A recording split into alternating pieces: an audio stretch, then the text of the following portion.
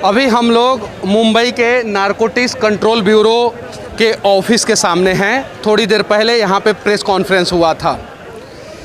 2 अक्टूबर की रात को यानी गांधी जयंती के दिन आर्यन खान की गिरफ्तारी ड्रग्स के केस में हुई है। अभी बवाल मचा हुआ है देश में, क्योंकि शाहरुख खान के बेटे हैं, इसलिए। अगर कोई आम आदमी होता तो शायद यहाँ पे इतना क्राउड नहीं होता, इतना भीड़ नहीं होता। इस देश में अभी महंगाई, बेरोजगारी और भी बहुत सारा मुद्दा है। कोरोना के बाद लोगों की हुई मौत, उस पर चर्चा नहीं हो रहा है, और चर्चा ये हो रहा है कि शाहरुख खान का बेटा गिरफ्तार हुआ है। चलिए, संविधान में हम लोगों को आस्था है और होना भी चाहिए। गिरफ्तार हुआ है, सही बात है, होना भी चाहिए। लेकिन उसके साथ साथ ये भी मैं कह देना चाहता हूँ, जिस प्रकार से रिया चक्रवर्ती 6 महीना के बाद जेल से निकल गई, जिस प्रकार से दूसरे कलाकार या दूसरे हाई प्रोफाइल आरोपी जो हैं वो 3 से 6 महीना के अंदर बाहर निकल जाते हैं। आज मैं नारकोटिक्स कंट्रोल ब्यूरो के हेड ऑफिस के सामने खड़ा होकर कह रहा हूं कि 3 से 6 महीना के अंदर शाहरुख खान का बेटा पता चलेगा कि बाइज्जत बरी हो गया है, दोष मुक्त हो गया है। बाद में एक प्रेस कॉन्फ्रेंस होगा यहीं पे और कहा जाएगा कि उसके पास से ड्रग्स नहीं पाया गया था। ये भी कहा जाएगा कि शक के आधार पे हमने उसको गिरफ्तार किया था। लेकिन सच्चाई ये है कि ऐसे लोग जेल के सलाखों के अंदर सड़ने चाहिए। चूँकि शाहरुख खान का बेटा है, समाज पे दुष्प्रभाव पड़ेगा। क्योंकि इतने हाई प्रोफाइल सेलिब्रिटी का लड़का जो है वो 3 महीना में छूट गया ड्रग्स केस में, तो ड्रग्स का धंधा हो जाएगा इस देश में।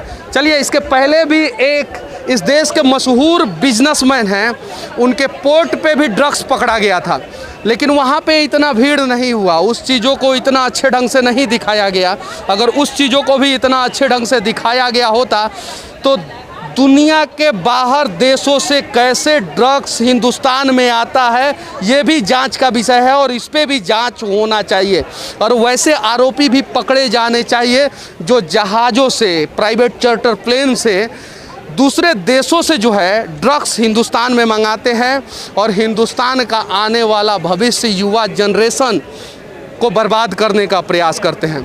कुछ दिन पहले फरदीन खान भी 2500 रुपया ATM से निकालने के चक्कर में नारकोटिक्स विभाग के पाले पड़े थे और उन्हें भी गिरफ्तार किया गया था, उन्हें भी छोड़ दिया गया। संजय दत्त ने भी बहुत सारे इंटरव्यू में कहा था मैं ड्रग्स एडिक्टेड हूँ। राज बब्बर के बेटे प्रतीक बब्बर ने भी कहा था कि मैं ड्रग्स लेता था, बाद में मैंने ड्रग्स लेना छोड़ दिया। कंगना रनौत ने भी कहा है कि मैं ड्रग्स लेती थी, और उनका बहुत सारा वीडियो भी वायरल हुआ है। और भी बहुत सारे, शक्ति कपूर के बेटे, वो भी ड्रग्स केस में पकड़े गए थे। सब कहाँ हैं? सब सलाखों के पीछे नहीं है, सब बाहर हैं। हम मीडिया वाले हैं। लोकतंत्र के 4 स्तंभ में सबसे मजबूत स्तंभ के रूप में हमें ही जाना जाता है, लेकिन हम भी कभी कभी TRP के खेल में जो है भीड़ का हिस्सा बनते हैं और उन चीज़ों को दिखाते हैं, और दिखाने के बाद जो है TRP ख़त्म, हमारी आवाज़ें भी ख़त्म हो जाती हैं। सुशांत सिंह राजपूत का हत्या हुआ था यहीं पे मुंबई में। क्या हुआ? क्या उसे न्याय मिला? नहीं मिला। कुछ दिन पहले ऐसे ही यहाँ पे भीड़ लगता था, आवाज़ें उठाई जाती थी, कहा जाता था कि इंसाफ दो, इंसाफ दो, इंसाफ दो। नहीं मिला इंसाफ। उसके कुछ दिन पहले सलमान खान ने फुटपाथ पे सोए हुए लोगों के ऊपर गाड़ियाँ चढ़ाई थी। कुछ हुआ? नहीं हुआ। ये मुंबई है, यहाँ की पुलिस जो है NYPD, समझते हैं NYPD क्या होता है? न्यूयॉर्क पुलिस डिपार्टमेंट होता है, लॉस एंजलिस पुलिस डिपार्टमेंट होता है। उससे ज़्यादा शार्प माइंडेड के लोग, उससे ज़्यादा ईमानदार, उससे ज़्यादा अच्छा काम करने वाले मुंबई पुलिस में हैं, नारकोटिक्स डिपार्टमेंट में हैं। लेकिन इनको स्वतंत्र तरीके से काम करने दिया जाएगा तब तो। उस शिप का आखिर क्या हुआ? उतना बड़ा क्रूज का क्या हुआ? उस पर चर्चा क्यों नहीं हो रहा है? सुनने में आया है कि 14 तारीख को वो क्रूज फिर से अपने दूसरे यात्रा पे निकलने वाला है।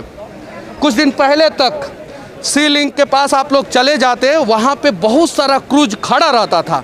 अब क्यों नहीं खड़ा हो रहा है क्रूज वहाँ पे? और ये भी सुनने में आ रहा है कि शायद उस क्रूज का लाइसेंस भी नहीं था।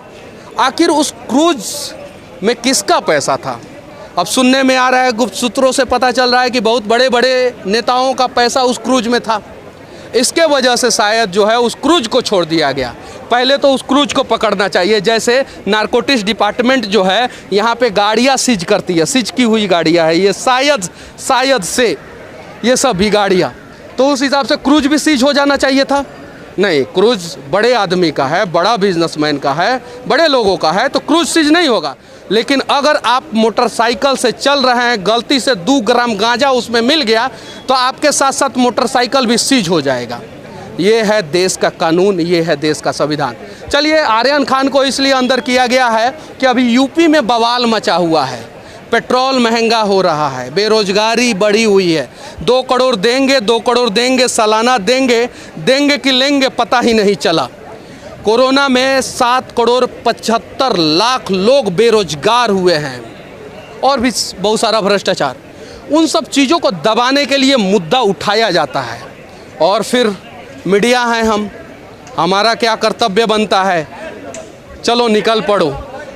तो इन सब चीज़ों को छोड़ना होगा, कोरोना पे चर्चा करना होगा कि आखिर कोरोना काल में दुनिया में सबसे ज़्यादा शेयर हिंदुस्तान का क्यों ग्रो हुआ। हिंदुस्तान के टॉप बिजनेसमैन का 200-200%, 300-300% संपत्ति कैसे बढ़ गया और गरीब सड़कों पे कैसे मर गए। इन सब चीज़ों पे चर्चा होना चाहिए। और जिस दिन हम इन सब चीज़ों पे चर्चा करना छोड़ देंगे, शाहरुख खान का बेटा है भाड़ में जाए, क्या मतलब है, और देश के लोगों को क्या समस्या है उस पर चर्चा करना शुरू कर देंगे तो शायद देश का तकदीर और तस्वीर बदल जाएगा।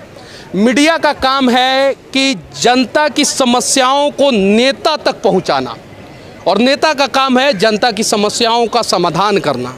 मीडिया का काम है जनता की समस्याओं को सिस्टम तक पहुंचाना, और सिस्टम का काम है सुधार करना।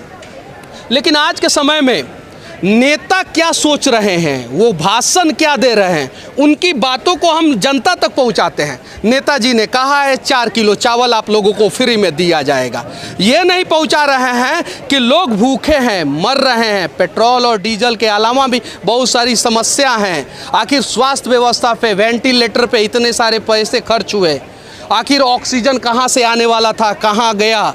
इन सब चीज़ों पे चर्चा होता तो शायद आज शाहरुख खान के बेटे पे चर्चा नहीं करके हम लोग उन सब चीज़ों को दिखाते तो देश को भी फ़ायदा होता। भविष्य की लड़ाई है, आज हम नहीं लड़ रहे हैं चंद पैसों के लालच में, जो है हम उन सब चीज़ों को दिखा रहे हैं जो चीज़ों को नहीं दिखाना चाहिए।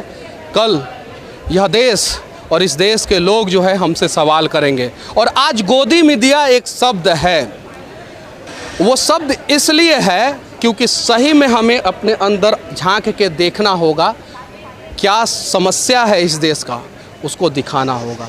एक प्रयास करते हैं हम कि जनता की समस्याओं को नेताओं तक पहुंचाते हैं और उनके दिन का चैन और रातों का नींद जो है हराम करते हैं। एक प्रयास करते हैं हम कि सिस्टम कहाँ करप्ट है, क्या क्या समस्या है लोगों को, उसे सुधारें। और उस प्रयास को अगर एक बार हम सभी मीडिया वाले ईमानदारी पूर्वक सिर्फ 365 डेज यानी 1 ईयर, तो हमारा विदेश जो है ना इजराइल का उदाहरण नहीं देगा, रसिया का उदाहरण नहीं देगा, अमेरिका का उदाहरण नहीं देगा, बल्कि हमारा विदेश इजराइल, रसिया और अमेरिका बन जाएगा। लेकिन उसके लिए हम सभी को प्रयास करना होगा। चलिए, अभी फिर से मैं बता देना चाहता हूँ कि शाहरुख खान के बेटे हैं एक आर्यन खान। उनका आँख जब देखिएगा तो देखते ही पता चलेगा कि गंजेड़ी टाइप के हैं, नशेड़ी टाइप के हैं, आँख देखने से ही पता चल जाएगा। सच्चाई है, उनको जेल में सड़ना चाहिए और ऐसे सभी लोगों को जेल में सड़ना चाहिए। और महाराष्ट्र और मुंबई की पहचान जो है ना, उन नशेड़ी गजेड़ी कलाकारों से नहीं है, नशेड़ी गजेड़ी कलाकारों के बच्चों से नहीं है। महाराष्ट्र और मुंबई की पहचान जो है ना शिवाजी से है, बाल गंगाधर तिलक से है। महाराष्ट्र की पहचान जो है समीर वानखेड़े से है, जिन्होंने बिना डरे जो है ना नारकोटिक्स डिपार्टमेंट के जो अधिकारी हैं शाहरुख खान के बेटे को टांग लिया। ईमानदारी से काम करेंगे तो मुझे पता है कि मैं दावे के साथ कह सकता हूँ 4-5 साल सड़ेंगे। और जब सिस्टम बेईमान हो जाएगा, नेता बेईमान हो जाएगा, तो मैं अभी आज यहीं से कह रहा हूँ ना कि 3 महीना के बाद ये लोग जेल से बाहर निकल जाएंगे। बाकी इस देश के लोग आबाद रहें, जिंदाबाद रहें। सच तक के लिए मैं मनीष कश्यप, जय।